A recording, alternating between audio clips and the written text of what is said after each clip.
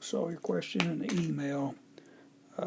So you have some data here, and you want to calculate the mean for that data in this sample one, I guess. So this is really something go back way earlier, some earlier sections, chapters. So I just clicked on the data, and you can either copy it to clipboard or bring it straight into StatCrunch. You could do it by hand, but you come right into StatCrunch.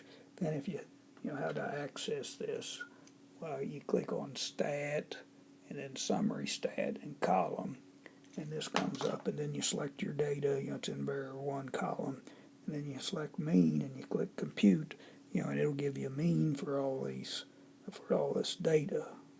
So if you're doing it by hand, you'd have to total this column and divide by how many pieces of data you have.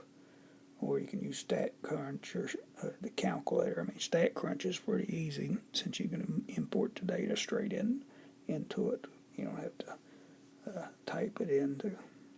Hope that helps.